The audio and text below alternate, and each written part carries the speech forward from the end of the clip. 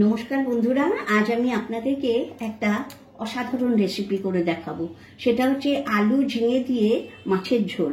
এই মাছটা না আমি খুব বড় মাছ নিইনি, 900 গ্রাম ওজনের একটা রুই মাছ নিয়েছি। বড় কাটা মাছ দিয়ে করলে অত টেস্ট হবে না, এরকম ছোট মাছ জ্যান্ত ভালো লাগবে খেতে। তো মাছটাকে আমি নুন আর হলুদ অলরেডি মাখিয়ে রেখেছি। আর দেখুন এখানে নিয়েছি আলু, ঝিঙে, একটা টমেটোর, আর এখানে একটা পেঁয়াজ কুচিয়ে বড় একটা সাইজের পেঁয়াজ কুচি করে নিয়েছি। এখানে দেখুন হলুদ নিয়েছি, 3-4টে কাঁচা লঙ্কা নিয়েছি। এখানে দেখুন আদা আর রসুনের পেস্ট আছে অল্প অল্প, একটা ছোট্ট চামচ, দেখুন এরকম একটা ছোট চামচের হাফ চামচ করে, এই যে হাফ চামচের থেকে কম জিরে গুঁড়ো, 1 চামচ ধনে গুঁড়ো, 1 চামচ লঙ্কার গুঁড়ো, আর এতে একটু কাশ্মীরি লঙ্কার গুঁড়ো দেবো আমি। আর এছাড়া নুন লাগবে আর সর্ষের তেল। এবারে আমি আপনাদেরকে রান্নাটা প্রসেস করে দেখাচ্ছি। আর তরকারিটা হয়ে গেলে লাস্টে যে ধনে পাতা দেবো সেটা কেটে রেখে দিয়েছি। আমি রান্নাটা সর্ষের তেলে করব, তাই একটু সর্ষের তেল দিয়ে দিচ্ছি। আর এতে মাছটা ভেজে নেব। হয়ে গেছে, এতে আমি এবারে মাছগুলোকে ছেড়ে দিচ্ছি। আর তেলটা অত্যন্ত গরম না হলে ছাড়লে মাছগুলো কিন্তু লেগে যাবে কড়াইতে। লাল করে মাছটা ভাজা হয়ে গেছে, এবারে আমি মাছটা তুলে নিচ্ছি।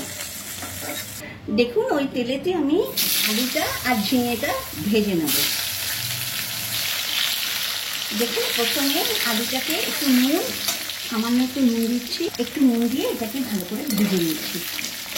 আর এটা ভাজা হয়ে গেলে ওই তেলেই আমি ঝিঙেটাও ভেজে নেব। আলুটা ভেজে তুলে নিয়েছি, আমার ঝিঙেটাও ভাজা হয়ে গেছে। দেখুন এই এতটা ভাজা হবে। এবারে এটাকে আমি তুলে দিচ্ছি। ওই তেলেতেই আমি আরেকটু সর্ষের তেল দিয়ে দিচ্ছি। দেখুন আমার তেলটা গরম হয়ে গেছে, আমি এতে একটু কালো জিরে ফোড়ন দিচ্ছি, 2টো তেজপাতা দিলাম। এবার পেঁয়াজটা দিয়ে এটাকে আমি 2 মিনিট ভাজবো। দেখুন একটা ছোট চামচের 1 চামচ আদা রসুন দিলাম, এটা আগে ভাজা করে নেব একটু। আর আদা বাটাটা দিচ্ছি আর টমেটোটা দিচ্ছি। রসুনটা ভাজা হয়ে গেছে, আমি সামান্য একটু জল দিচ্ছি। এবারে একে একে সব মশলাগুলো দেবো।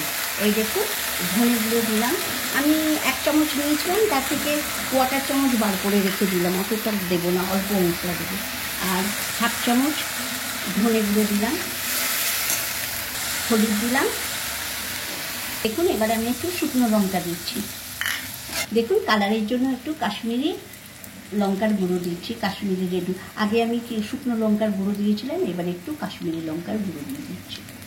আমি ভাজাতে অল্প নুন দিয়েছিলাম, এবার একটু পরিমাণ মতো নুন দিয়ে নিচ্ছি। এটা কষানো হয়ে গেছে, এবারে আমি দেখুন তেল বেরিয়ে গেছে, এবারে আমি আলুগুলো দিয়ে দিচ্ছি। 2 মিনিট বাদে আমি ঝিঙেগুলো দিয়ে দিচ্ছি, ভাজা ঝিঙেটা।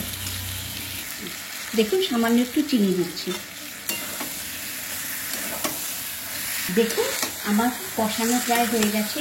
আর এটা একটা অসাধারণ আমাদের এই বাংলা মানে পশ্চিমবাংলার বিশেষ একটা পদ। এই পদটা সত্যি খেতে অসাধারণ লাগে। আপনারা একবার আমার রান্নাগুলো ট্রাই করুন। কষানো হয়ে গেছে, এবার আমি জল দেবো। খুব বেশি ঝোল করবো না, এই গামাখা থেকে একটু বেশি। দেখুন আমি এতটা জল দিয়েছি। আর আমার সব মোটামুটি সেদ্ধ হয়ে গেছে, আলু টালু সেদ্ধ হয়ে গেছে। এবারে খালি 5 মিনিট ফোটাবো আর নামিয়ে দেবো মাছটা দিয়ে। ঝোলটা টকবক করে ফুটে গেছে, এবারে আমি মাছগুলো ছেড়ে দিচ্ছি। এটা দিয়ে আর 5 মিনিট ফুটিয়ে আমি নামিয়ে দেবো। আমার হয়ে এসছে, এবারে আমি কটা কাঁচা লঙ্কা দিয়ে দিচ্ছি আর ধনে পাতাটা দিয়ে এটাকে নামিয়ে দেবো। এটা এর ভাপেই কাঁচা লঙ্কাটা সেদ্ধ হবে, ওটা খেতে বেশি ভালো লাগবে।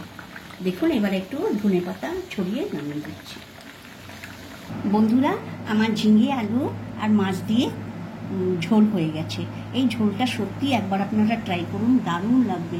অবশ্যই আমার ভিডিওগুলো একটু দেখুন আর লাইক শেয়ার করুন। আর বন্ধুরা আরেকটা কথা, লাস্টে একটা টিপস বলে দিচ্ছি। এই মাছটাতে আপনি যদি ওই চিনিটা না দিতে চান তাহলে কোনো ব্যাপার নয়, এটা অপশনাল।